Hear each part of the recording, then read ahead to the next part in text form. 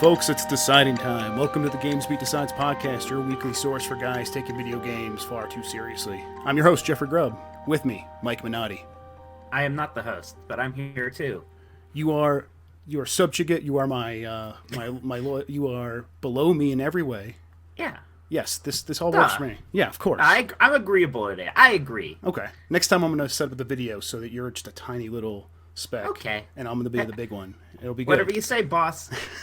In today's episode, we're deciding Fire Emblem and video game Super Bowl commercials. We'll explain what the hell that means here in a little bit.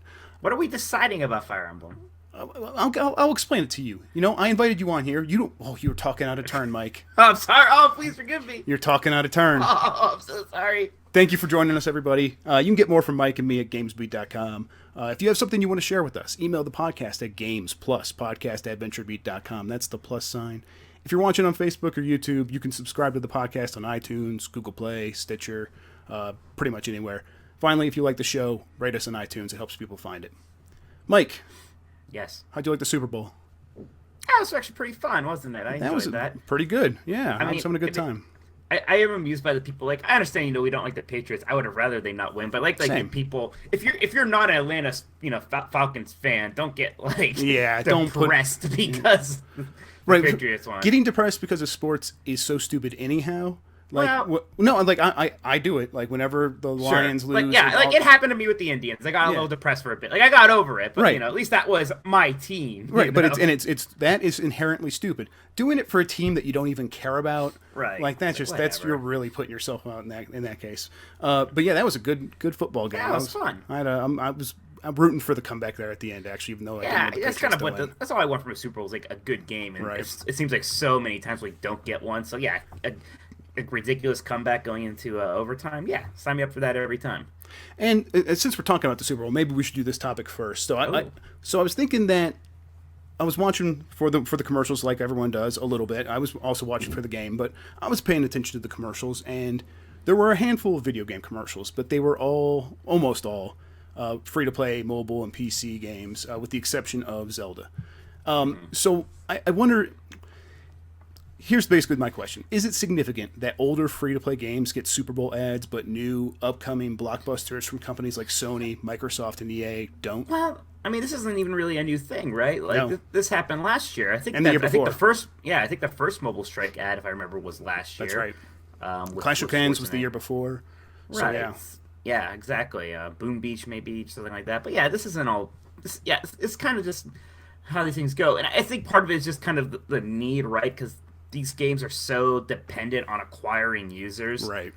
I do think it's interesting that it's a lot of these like older games that we're doing it this year, right? Right. So World of Tanks it came out in 2010. Mobile Strike came out in 2015. Not super old, but I mean, compared to like you don't advertise a movie from 2015. This business model is very unique to gaming. So, and then Ebony, which maybe we should talk about a little bit more, came out in 2009. It's a friggin' flash game. I had no idea people took that seriously. How did they get money for a Super Bowl ad? I think those... Okay, so let's explain real quick. So people that don't know. They went to the bank, like, we need to take out a loan, my lord. Yeah. So Ebony, if you're not familiar, maybe it sounds a little bit familiar. It's that game that puts like the half-naked ladies in its ads on the side of Facebook, on the side of websites, and it's like, come save me, my lord. And it's like this Hooters girl on the side there in a bikini. And then the game, of course, is nothing like that. It's basically like a city building Civ ripoff from 2009, and it is a flash game, and it is junk. It is complete garbage. So my guess is either they went to the bank, got a huge loan, but I think what more likely is that those ads just work, and people have been giving it money for that long, and they had enough. They have $5 million to spend on a Super Bowl ad. That is hilarious. That is nuts. The fact, I think that's kind of what actually brought it home for me. I'm like, this game is getting an ad, and yet Horizon Zero Dawn is coming out in a couple of weeks. No ad. What else? There's Halo Wars 2. They had a trailer. There's a big cinematic trailer from Microsoft out today, the day after the Super Bowl. But they didn't want to put that during the Super Bowl because... I mean, I think there's a reason they don't want to spend the money, but why is that a bad investment in terms of marketing? Is it just that they know that there's an audience out there that will be wanting to buy this game, and they should just be focusing on them instead of the wider audience at the Super Bowl? Right. I mean, there's got to be a reason. Part of it is just trying to reach because the Super Bowl. It's not, obviously it has a very large kind of male audience, but it's a bit wider than that, right? Right. Like typically when you're doing football, you're maybe you look at the cross section of the audience like, oh, this is going to target a lot of our Halo Wars players or Horizon players. Whereas, and I think that's why we see these things. They're just trying to get it as like many people as possible. It's all about just acquiring users. Right. I think it's the same reason why Nintendo did decide to pony up the money for this because they wanted to show their thing to everybody and not just some whatever segment. But it is it's the most expensive ad you can get. I'm pretty sure, right? Yeah, So, I mean, if there's more expensive, it's probably going to be a similar event like this. So for all intents and purposes, yeah, this is the most expensive. But it just makes me think like so a bunch of new movies got trailers, and so yeah. those movies are going after that audience, and it just to me it seems to signify that the audience for a new blockbuster film release with like Wolverine in it or whatever is probably the same audience that these free-to-play game developers are going after. And it's not the same audience that a AAA blockbuster company is trying to go after. Like Microsoft with Halo Wars 2 doesn't think that the same demographic of people that are going to show up for Logan on opening weekend are going to show up for Halo Wars 2. No, like there's still just like a bit of a hardcoreness that I could tell you if the timing worked out so that like the new Call of Duty was going to come out in the next couple of months or Maybe. a few months. I think Call of Duty could make sense out of getting a trailer like that, or even Madden or something like that. Right. But Horizon, it's still just they're probably better off spending their money on something like Twitch advertising. Yeah, I mean, honestly, or so just really target their demographics, or like a typical NFL Sunday weekend. Whereas, like, you see a lot of like Microsoft ads and Sony ads on those weekends, just not at the Super Bowl. So maybe they think that the smaller subsection of just pure football fans are more interested in that. But it's like, yeah. So I think you're right about Call of Duty, and I think, but the line there might be like Call of Duty, Madden, maybe like one or two other games. But like Mass Effect, a huge, probably one of the biggest games that are going to come out this in the first half of this year, potentially. I mean, who knows? But right. that game's not getting an ad. It just seems very strange to me that the Super Bowl this is not a good opportunity for. Well, yeah, right. Because just we're kind of used to vegans becoming more mainstream, and yet for whatever reason, it is this kind of strange thing where so many games have been getting more accessible, but there are still that kind of class of game, this sort of that like regular AAA in a way, I don't even know what to call it, that are still just kind of a little it's not even niche. Obviously, like Horizon's not going to be a niche game, right? I mean, there's a little something to it. I think it's just and maybe in my head that's what it is. It's like these games are the biggest games in the world. They're the blockbusters, they're the AAA. They are the equivalent of a Hollywood summer blockbuster picture coming out. So when they aren't treated like in a very similar way, it's like what's the break here? Why are these two things so separate in the way that they're marketed? I just think that the companies making these games know that there is an audience with a lot of money, but it is smaller and it is dedicated, and they can reach them in more efficient ways than a Super Bowl ad. And then the wider audience, they're all on mobile, and you can get those people with a free to play game, or having PC even with World of Tanks. So having said all of that, are you surprised that Nintendo got a Switch / Zelda ad? Right. You kind of say it. You kind of identify as a Zelda ad first. I saw it as more of a Switch ad first. So I was thinking it was going to be that Switch ad that they actually showed and said was their Super Bowl ad, and they showed a bunch of different games and not just Zelda. So when it was like, I didn't see that. Yeah. So then this is like a shorter version where they just showed the Zelda gameplay, and then they're at the end they're like, Legend of Zelda: Breath of the Wild, get it on Switch, coming out November or March 3rd. You're right. It was definitely more of a Switch ad than than any pure video game ad would have been, because and that's why I think Nintendo did spend the money. They went for it because this was both a Zelda ad and a Switch ad. They combined both. They gave people a big game reason to come out and buy this new system, and so it kind of. I think that's the reason why how they could justify it to themselves, why it's worth going to the Super Bowl. Had it just been Zelda coming out on the Switch, like next year or the year after the console had been out for a while, I don't think Nintendo would have bought a Super Bowl ad. So it's definitely about the Switch, even if the ad kind of was 50-50 in terms of what it was actually promoting. Mm-hmm. Man, I wonder if they.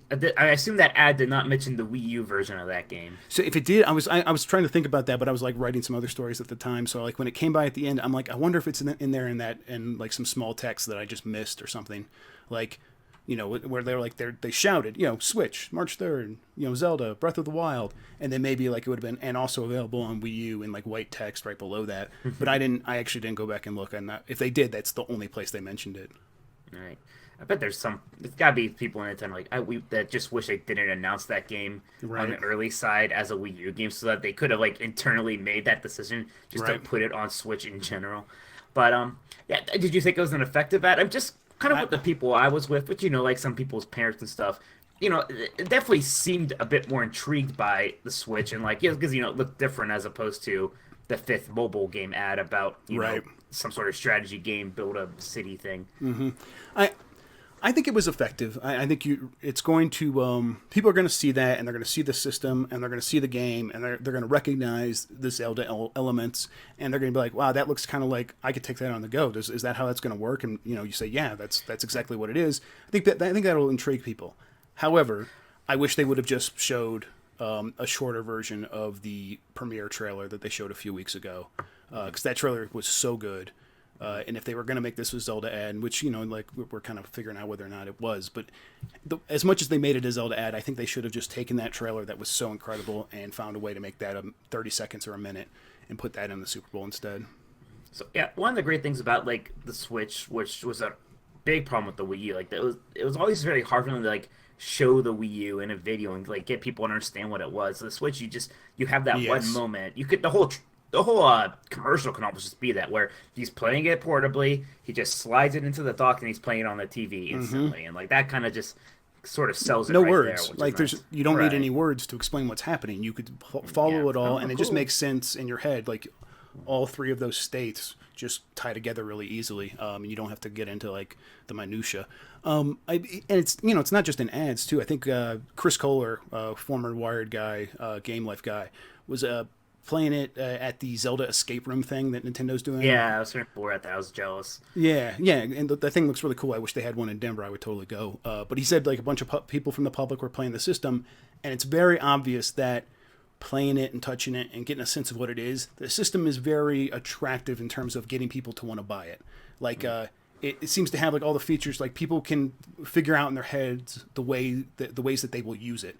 And they can imagine it, and they can picture themselves in those situations. And so I think that Nintendo has done a good job in all respects of positioning that system in a way that they could do a Super Bowl ad and kind of get their money's worth because it makes so much sense. And then they can do these events where people get their hands on the system, and it makes sense because people just can imagine themselves. Switch is sure going to make this a fun year, just kind of following that launch and seeing how people react to it. And I'm excited I'm excited to play it myself, to get it, to try it out, and then to see what everyone thinks, and then to kind of see if it does anything, if Nintendo does anything with this momentum it's had from 2016 with Pokemon and the NES Classic. If they can turn that nostalgia into present day success, parts of that would be very interesting.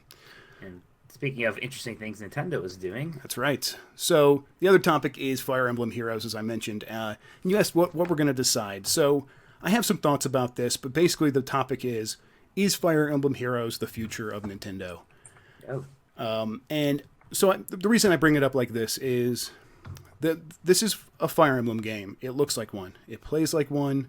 It has that Nintendo polish. It is all around of just a very high quality game that feels in every way like Fire Emblem, except for I think the way that it motivates you to continue playing. So in a typical Fire Emblem, it's a strategy game. You're learning the skills, you're learning how to play the game, and you're getting better with your characters, and you're leveling them up and you're improving them. But as you're improving them, you're improving the way you play. And I think with this game, it's more like you're playing each level over and over, and they're pretty similar, and maybe you are getting a little bit better, but it always seems like the real reason that you are continuing to play is to fight higher level enemies that then encourage you to go and play with the gachapon mechanics so that you can get new characters that are more powerful. Yeah, I definitely think getting the new characters is kind of like the ultimate reward of why you're playing, right? Because each time you beat a story mission, you get one of those orbs, and so you can spend that. No, the motivation is a little different, just because the story isn't so much a story as it is an excuse, right? Like this is Right. why all these Fire Emblem characters are here. You have a gun that shoots out heroes or something. We don't know. That's but right. So yeah, no, I agree. I don't know if it's quite as like maniacal as it almost kind of sounds when you put it that way. No, no, totally. Yeah, I'm very reductive when I describe these kinds of games because I probably wouldn't be had I not played awesome Fire Emblem games in the past. Had Nintendo created this franchise out of the ether and pulled this and presented it to me, I've been like, this is very cool. This is very different, and I'm enjoying myself. But I know what Fire Emblem can be and how much I can love that. And this is not exactly. This is. I don't want to play the game anymore every time I realize why I'm playing this game. If I'm playing it just to unlock more characters, I'm like, that's not going to really do it for me in the long run, and it's actually going to cost me a bunch of money if I really get into that, and that's going to bum me out. Whereas the Fire Emblem games, the core series, I play those. There's a story. I progress. I get better at it. I really get into it, and if I really sink all my time and energy into it, I'm getting rewarded in a way that is much more rewarding to be, ineloquent. Yeah. See, it sounds like you're having a much more negative experience with the game overall than I am. Yeah. So tell me about your experience then. I don't. I mean, I haven't once spent. God, you say something. My dog is killing me. Yeah, no problem. So while Mike goes and beats his dog, So Fire Emblem. I think so. I don't want to call it a negative experience. I do enjoy playing it. I think it's really well made. But I get bummed out when I think about the motivations there, and I think Nintendo. The reason I'm worried about this being the future of Nintendo is the game is doing really well so far monetarily. It's making a lot of money, and there's no way that this game cost nearly as much to make as a standard Fire Emblem game. And so my concern is Nintendo's going to be like, for a fraction of the investment, our return on that investment could be this much higher. So why aren't we putting all this money into mobile instead? And why would we ever make a standard Fire Emblem game ever again? And not that, I mean, clearly they are, but I'm just worried about the future. So, yeah, I don't know. So, I mean, the kind of thing you're not touching on here is, are you not having fun actually playing the game? Like, sure, the motivation's different, but I still, when I'm playing the Fire Emblem in it, I think that's still pretty cool. And I think, I think they did some smart things in putting it on mobile. Like, you have that kind of one screen map. Like, the character movement isn't quite as wide ranging. You only have 4 characters that you bring with you, but there's still a lot of the same strategy things going on. It's all about movement, about trying to get your characters in when like you think it's safe and keeping them away, working with that weapon triangle. Like, it still is that kind of brand of strategy game that I expect from that series, and it's kind of neat to have a version of that is, because regular Fire Emblem games, each mission is like 30 minutes or an hour, right? And I like that there's these versions of it, like each mission's like 5-10 minutes or what have you. And yeah, I guess I haven't felt very icky about any of the free to play stuff either. No. I haven't just and I would if I had felt pressure to spend money, but I haven't had to spend any money yet. Yeah, I've been playing quite a lot too. So I've been feeling that way too, but then I looked at it, and if you look at their announcement page, they very clearly say that their launch event is like the stamina. Sure. It's the stamina might be. If anything, the stamina is going to be an issue. Yeah, it's going to get increased and stuff like that. So and that sucks, but that's not like that's more of a now you have to wait before you can play a game, which sucks. But at least it's not a you don't have the character you need to spend $10 thing. No, totally. You're right. It's not icky. It's not. It's icky-ish. Yeah, I mean, it's just more icky relative to the Fire Emblem games that I'm accustomed to, and in my slippery slope thing that I'm concerned about here is that this game is going to do so well that Nintendo looks around and says, why the hell are we investing our money in these other games? Now, see, I guess I hear what you're saying there. And this is the same thing people said about Fallout 4 and Fallout Shelter, right? Yes, Fallout you're right. Was a big hit. Yeah. But ultimately, these kinds of games, they sort of need those console experiences to back them up a bit, right? Like, part of the reason why that this is a big deal is because people know what Fire Emblem is, and a lot of people playing this probably haven't played it before, but still they understand that. And they played Super Smash Brothers. They know Marth. They know Roy. It's a known quantity, right? I still think you need to have those console games kind of back there for support. I agree with you. And I think the fact that there are so many Fire Emblem projects happening kind of show that Yes. This is something that happens not to the side, but a little separately, right? Like it's obvious this wasn't like the main Fire Emblem team who made this or whatnot. The resource spreading was a little different. I don't think they're gonna say, all right, we're gonna scale back that Switch Fire Emblem game now because we're just gonna make Fire Emblem Heroes 2 as quickly as possible, Right, or anything like that. Right. So I agree with you that that these games need those core games to make sense for a huge audience, at least that audience in most of the world. But the thing is this game's going to do super well in Japan as well, and in Japan, It's going to do very well in Japan specifically. yes, and in Japan, I don't necessarily know how important the console versions are anymore, even with the history of these games in Japan, because Japan's mostly mobile now. As much as they invented the console industry and kept it alive in the 80s and the 90s, most people there have fallen off and they play almost exclusively their games on smartphones. And the spending there, reflects that. They have the highest spending per player in the world. And, most of that money has gone to a couple of games, like literally 2 games for a long time. Puzzle and Dragons. And then, Monster Strike, I think. But Puzzle and Dragons is falling off, and this game's coming up right there. And if Nintendo is the one company that could introduce a bunch of games in Japan that could all do very similar numbers to at least, close to what Puzzle and Dragons was doing, which was at one point it was like $3.5 million a day, just so everyone understands like how successful those games were. I think it was even higher later on, like $4 or $5 million. I'm just saying I wouldn't be surprised if this is an inflection point where we look back in a couple of years, maybe even closer to 5 years, and we see Nintendo kind of, mostly making mobile games with a few token stuff on their Switch system that did okay. And we're going to say, this is when it changed. This is when they realized that their future in terms of profits was on mobile. I know I'm being doom and gloom, and I hope this isn't the case, and I just think that this is my concern. I don't know. I think they're going to be making mobile games for the foreseeable future for sure, and I think it's going to be a very big part of their business. But I just don't think you don't launch something like the Switch. You don't spend that Super Bowl money on it without, at least a decent. You're not going to in 2 years say, "Oh, Fire Emblem Heroes made a lot of money," so the heck with that thing. And I think it sort of anchors in the community of gamers that are very loud and very much demand real Zeldas and real Marios and real Fire Emblems.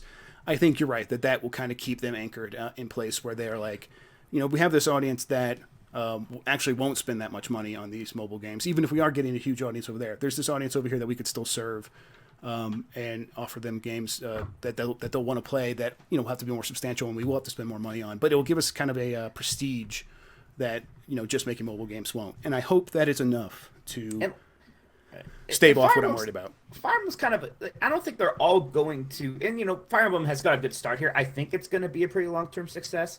I think it's because it's actually sort of better suited for mobile than a lot of other things. Like even like Mario Run had a big splash, but that thing's not really sticking. I mean, it's still doing pretty good. But had they even done it as a free-to-play game with microtransactions, I don't know if Mario Run would have the legs. It's just not suited for that kind of... And they definitely put some hooks in there. It was clear that they were considering it, and they didn't go that route. But Fire Emblem, it just seems like so perfectly suited to it. And so maybe you're right. Maybe like they wouldn't know how to make a free-to-play Zelda. Right, so exactly. How do you make like the mobile Zelda game or the mobile Kirby game? Like you could just transfer those people to the typical mobile genres if you want to. Right, They try to do with Mario, the auto runner, but it just doesn't work quite as well as Fire Emblem Heroes literally being a turn-based strategy game. Hey, those are a thing, and that worked pretty well. And what else is going to be able to, maybe the Animal Crossing thing, if they can really nail that could maybe work on mobile, and then Advance Wars. I don't know what else. Right. Really. I guess I just hope that it just seems like there's a finite number of resources in Nintendo, and if they ever get pushed in a corner again, I think their retreat is going to be away from consoles, away from core games, and towards mobile, just because it makes more sense in terms of investment, return on investment. But see, the way I just see that, okay, go ahead, finish your butt. Yeah, but I'll just say, that I hope that instead of that, that this success of Fire Emblem on mobile just means more Fire Emblem in all venues. I hope that that's actually what happens. You see, because the way I see it is the Switch is going to fail or it's going to succeed. Having this mobile stuff, it just means that if it fails, because I think if the Switch fails, Nintendo might be sort of done one or the other. But if you have the mobile stuff, at least they're going to have something to fall back on. Whereas if they don't have, they just don't have any to fall back. I kind of take that back about Switch being it. I don't know if I really ever buy that. But, no, but I know what you mean. Like, you know what I mean. Yeah, they will probably at least consider dropping out of making consoles, and instead of going with a third-party route, I think they would probably still make Zelda, and they probably still make Mario for like other consoles if it got to that extreme level. But I think most everything else would probably be mobile. But this is just me being very concerned. Right, and this is also just assuming that the mobile industry as it is going to be around a long things time. Could change, kind right? of free to play, what have yous. Right, and things are going. I mean, it seems like smartphones have stagnated in terms of their design and things like that. So it feels kind of ripe for the next new big technology to come along and supplant that, whether that's some sort of wearable or augmented reality glasses, things that we're all wearing. Right. Who knows? I mean, Nintendo's already late to the game, so it's good that they are getting their mobile money. Right. But is this going to? I don't know if I can immediately buy it. Like, this is their future now and forever, or whatever. Right. No, I don't think it is. I just think it's a potential, and I think when we look back, this could be the thing where we're like, oh, that's why they did all these other things that followed. Isn't it interesting that Fire Emblem could be more of the turning point than the Mario game for mobile was? Yeah. I just think there's just it's the right game at the right time. There's something about it's not just like strategy; it's about the character design. It's the Eastern character design that people have really glommed onto in the last few years in the West, where they anime is bigger than it's ever been in America. Yeah. It's all the relationship mechanics and the stories and the characters having these great backgrounds and stuff like that. It is the right game for the right moment in history of the gaming industry. And it's kind of unbelievable. There's part of me that I don't know. It's just I've been a Fire Emblem fan for a while, so it's like, wow, it's like Fire Emblem made it. Right. I'm kind of gee whiz about it in a weird way. Like my younger brother who never liked the actual Fire Emblem games, he's playing Fire Emblem Heroes and he's like really into it, and he's like, look at this character I got, it's 5 stars. I'm like, oh, that's nice. Who's your best? I'm usually not a fan of mobile games. I mean, part of it is that I like Fire Emblem, but I have really been enjoying playing this one just for whatever reason. I won't say in no way is it a bad game. It is a very well made game. I can't believe how great it controls the sliding the characters around the screen. It feels really good. Feels so good. And it's like, oh man, okay, this is Nintendo on mobile. This is what that means. That is this can mean some really great things for just games in your pocket at all times. Because even Super Mario Run was basically just copying that New Super Mario Brothers aesthetic, right? Like those could have been all borrowed resources or assets. I would have believed it. Like it's just like this has like its own unique look and it looks really good, and I don't know.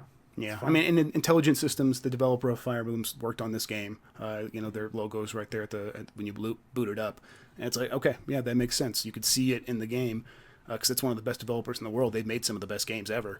So the fact that this game builds on that lineage in a way that's like not embarrassing is impressive, but it's not just not embarrassing, it's actually really good.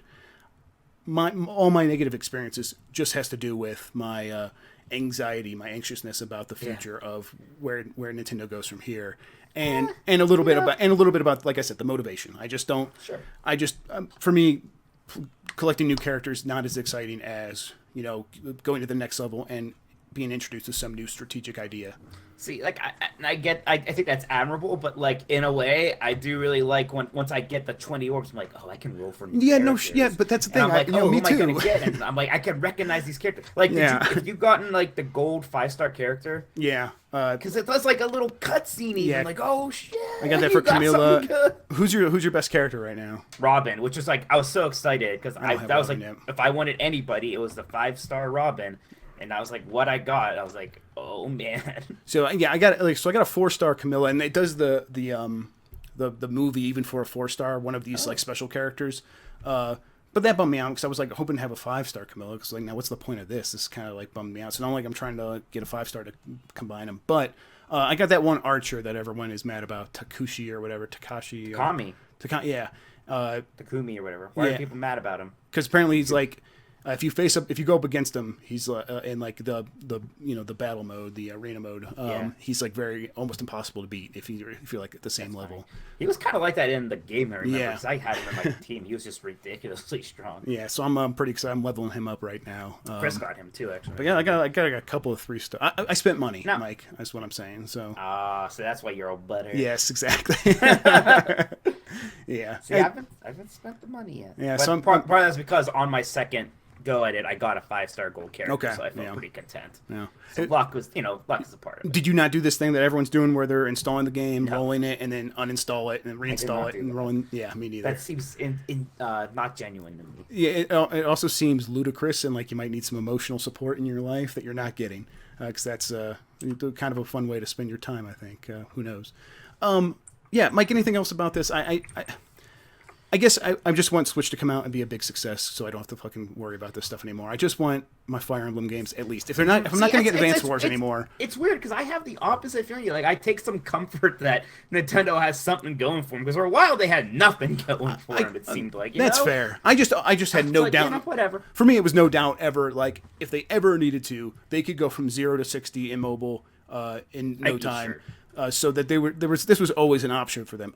I mean, and clearly they proved that out. I just like now that it's happening alongside this potential new cool system that I'm still very excited about. Like, don't get me wrong. The idea of like Nintendo only making mobile games, that's awful. I know. I can tell. Like, I know where you're at. I know, and I want to be where you're at, where you're pretty confident that this is not something that we have to be worried about. It's the same conversation where people say consoles are dead, and we're not going to get any more consoles. And I think you and I are both confident that in some way we're going to get some sort of new consoles, or just an extension of the current consoles getting more and more powerful for quite some time. They're not going to evaporate overnight. But there's just some anxiousness out there on the horizon for me that I'm worried about. So to kind of bring this all back, I'm looking at App Annie's sort of iOS United States store rankings for yesterday, which was Super Bowl Sunday. The number 3 free to play app in the entire store, and this is by downloads, I guess, is Fire Emblem Heroes. So the third most downloaded app that day. Number 6 was Evany. Oh my God! No way! Really? Yeah. Dude, so it works. I guess we should write that story. I guess I should do that once we get off of here. Oh my God! But like 7, Super Mario Run. What else was Mobile Strikes at 13? And I think that's it. I mean, that was it from what the. Do you have it by grossing? Is there a way by grossing? Yeah. Fire Emblem's lowered down at 7 because I think a lot of people are still they're still getting a lot of free tokens. And being in the top 10 though is still impressive for a new game. But it's actually a lot. Well, Mobile Strike's number 3 grossing, so that's interesting. Right. But Mobile Strike's always in the top 3. So. Yeah. I don't see Evany in the grossing section. No, it wouldn't have translated that fast. If anyone's going to spend money on that, it wouldn't have happened the same Sunday. But yeah, it's grossing's funny because it's a lot of the same. It's Clash Royale, Saga, Mobile Strike, Game of War, Clash of Clans, Madden, and then Fire Emblem. It's just weird to see all of the standard ones and then Fire Emblem. Yeah, it's very different because like that list, like you were just mentioning a bunch of games. A lot of those games have been on there since 2012, 2013. It's 2017 now. Like Clash of Clans came out in 2012. And it's still almost always in the top 5 there. So having Nintendo come in there and shake that up, at least that's something like, okay, I can care about mobile games a little bit again. So that is something. I'm very interested to see what the legs are on this Fire Emblem game. Like how long is Fire Emblem Heroes is it going to be like these games where 2 years from now, still in the top 10, Fire Emblem Heroes. I guess isn't that going to depend on the arena and like the PvP stuff? I guess so. Yeah, and I think that's true, huh? Is that and how's that doing it for you? I feel like I'm not sure. It's not jiving with me. I don't think it's bad. I just don't. It's probably my least played thing. Yeah, for me, I definitely think once I kind of go through the campaign and kind of get some of the characters I want, I'll probably be kind of done. Right. So yeah, I don't know. I mean, it's definitely more legs than Mario Run, which I played through, and then I played a bit. Like I tried to go and get all the coins and stuff. Then I was like, all right, it's enough. And I guess that kind of makes me think that there is still a lot of hope for Nintendo just making their traditional games, because instead of spending money on marketing on like TV and stuff, they could just spend money making a game, and that could be their marketing budget for the mobile game. And this, the new Fire Emblem comes out on 3DS this spring or the summer, whenever it comes out, and it's like, oh, and now those characters are also in the mobile game, so it's like they have this, what's that word? The ones they all use, corporate speak. Synchronicity or something like that, and people will want to play one or the other or both and spend money on one or the other and both, and so Nintendo will see a good reason to continue making those games, and hopefully that is what happens instead of all my doom and gloom. Mike, anything else? Nah, I like Fire Emblem. Me too. If I don't, like I said, if I don't get Advance Wars, just please keep giving me my Fire Emblem games, my real Fire Emblem games. I tell you, it's funny how the best chance you have for a new Advance Wars game now clearly is on mobile, for sure. If it's happening, happening on mobile. Totally, and it would be like they're trying to replace like those Mobile Strike games. Now, technically, they would have to call it Mobile Wars, because that whole series used to be just named on whatever console it was. We just never got it until Game Boy Advance. Yeah, but that was only Famicom Japan. Wars. In America, it was like always Advance Wars, even when it was on DS and stuff. So yeah. Although they put the DS thing in the subtitle. Dual Strike. Yeah, that's right. Yeah. Oh, man, okay. All right, Mike, I think it's going to wrap it up. We're all done here. Right. Why don't you tell everybody where they can find you on the internet? You can find me down at your local watering hole. I'll buy you a drink if playing Edward 40's hands. Card. My name's Tokoto on Twitter, and also always writing on GamesBeat, and I also do the Exploding Barrel podcast. That's ebpodcast.com. Talk about games and other things with my brother AJ. So yeah, it's fun. They just talk about Mickey Mouse. I'm not even. Yeah, that's all they talk about. Yeah, pretty much. I gotta get the rundown again. So let's see what you've done to me this time, Mike. I'm Jeff Grubb, Poop Butt, Fart McFarties, P-Man, CGI Face, Bad Dad Odyssey to Buttland 2, Dryland is not a Mythbuster. Okay, yeah, just that little twinge on the end. That's all you had to do. A little tweak.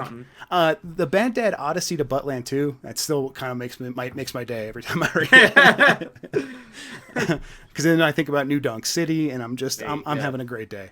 I'm glad you enjoy it. Yeah, and I'm on YouTube. I do some videos there, youtube.com/Jeffrey Grubb, and Twitter is my real Twitter is just Jeff Grubb. We're gonna see you guys next week. Switch is coming out soon, dude. That's strange, man. I always said that's strange. That's strange. It is strange. Yeah, that's the new one. I also I'm doing some traveling this week. It's all hush hush and secret. We'll probably talk about that next week if I can. So join us next week. We'll probably have a lot to talk about in terms of Nintendo, because that Switch stuff better be happening soon. So who knows? Otherwise, we'll find out the topics of the week and we'll talk about those. We'll catch you guys then. Mike, I'll talk to you next week. Hey, bye everyone. Bye-bye.